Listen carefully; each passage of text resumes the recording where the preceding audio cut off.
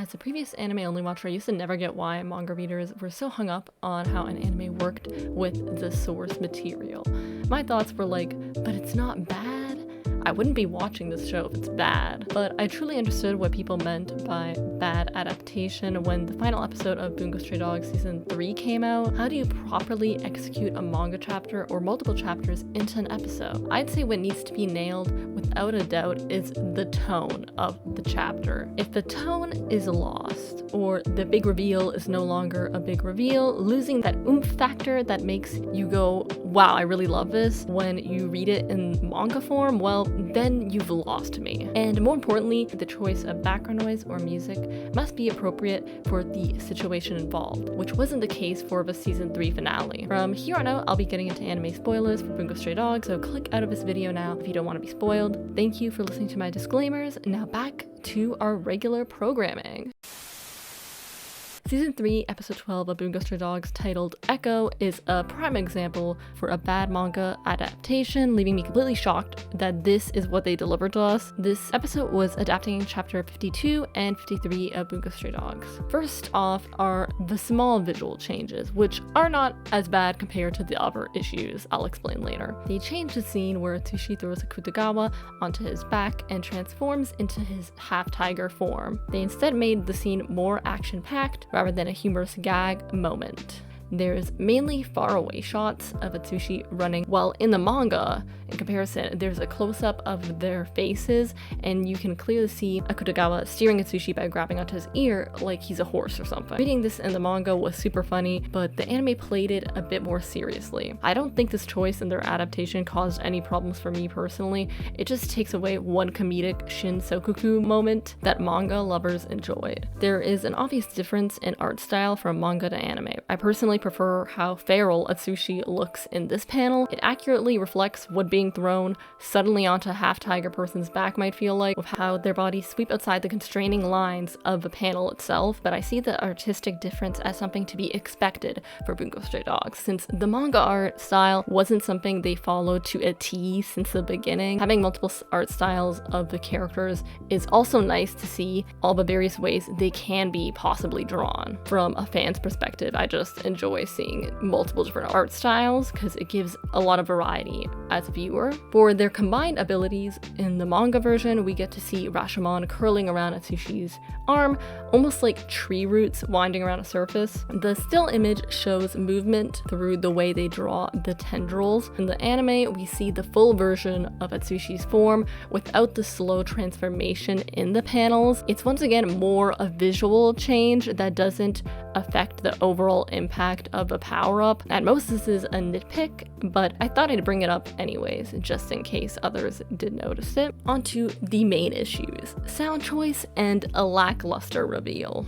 Right Left by Screen Mode plays in the background, which completely takes me out of the scene. The fight doesn't feel impactful and loses its intensity with a super out-of-place song going on in the background. And most importantly, the song absolutely ruins the tone of the headmaster's looming appearance in the original manga panels. The panels are a lot more eerie and creepy. It helps that the pages are in black and white. The brutal contrast between the white and black makes the dialogue bubble "he's not dead" that much more impactful as you read the page. It gives the impression of horror while you're reading. Additionally, the ghostly imagery of the headmaster is looming behind Akutagawa and Atsushi both in the next panel. I think if the anime version had a hard cut instead of a zoom in technique they did, it would have been more impactful. And what I want to stress the most as what they changed that genuinely threw off the entire episode was that the grave tone of the entire scene is lost because the music from before continues to play without stopping. Even if it's slightly lower in volume, the music doesn't suit the tone of the scene at all. A sudden cutoff from hearing the exciting music would have been helpful for the scene so that the audience is aware of how startling this statement is to hear. The implication that the headmaster is looming behind Akutagawa should have sat a bit longer in the audience's minds. Maybe pause for a while on the shot before Akutagawa turns his head to check and ends up seeing nothing. I would have preferred to see the horror and thriller elements of this chapter reflected in the episode. Instead, we were given a lackluster reveal. On the outside, Atsushi appears to have accepted his past and is focusing on the present. But the truth of the matter is that trauma can hold onto you deeply and that it may never really go away. It is an ongoing, everyday struggle. Perhaps every day is an exaggeration. There can be good days and there can be bad days where the fact it has crossed your mind or something within your life has triggered this reminder and completely ruins your entire day,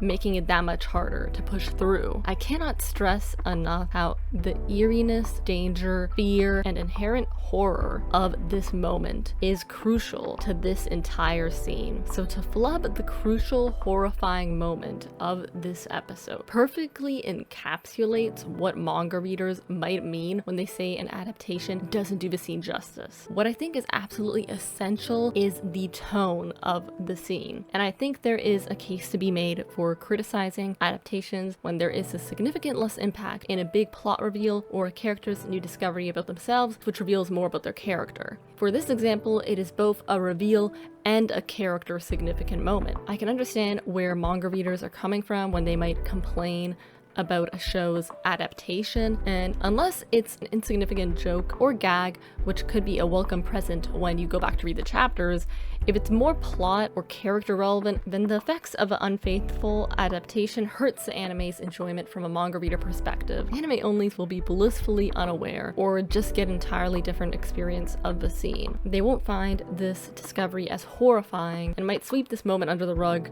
in favor of other more impactful season 3 scenes which might stick within their minds.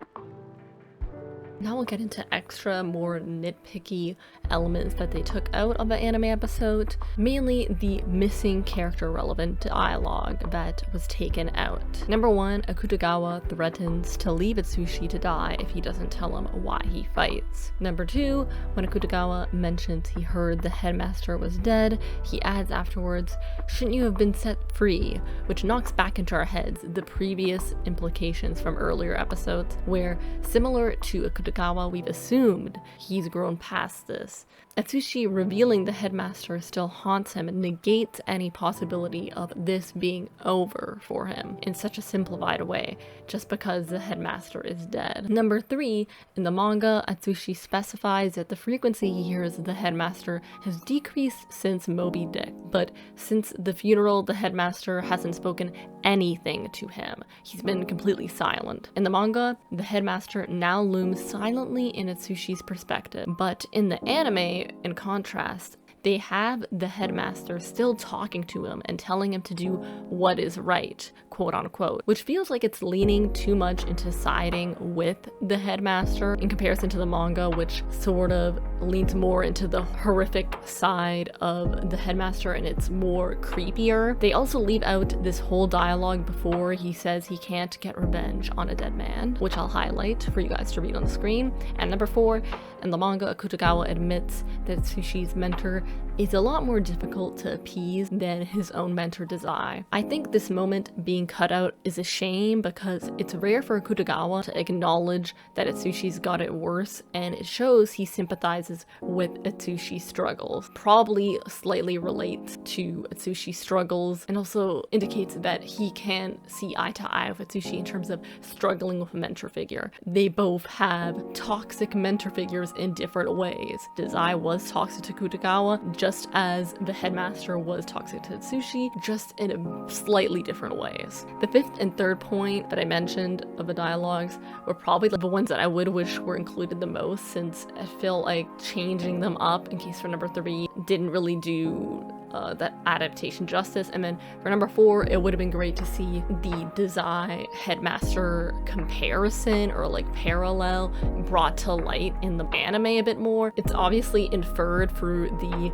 visual elements and like the story itself. Like watchers can figure it out on their own from, you know, like analyzing the anime and like obviously seeing like the patterns and the similarities of their situations and how they might mirror each other and contrast in some ways. But having it called out right really helps like give substance to this already indicated mirroring between Atsushi and Akutagawa, and it adds to their relationship in general. And since what happens in the next arc has a lot to do with Akutagawa and like Atsushi's Shinsokaku team up, I do think that highlighting how they might mirror each other in their circumstances of mentors would have been more great to include in the anime finale. From the small visual nitpicks to the reveal of the headmaster still haunting Atsushi, what did you all think of the final episode's adaptation of the manga? For manga readers, I'd love to hear your thoughts in the comments. I want to stress that I'm a fan of Bungo Stray Dogs, and this is in no way an attack or video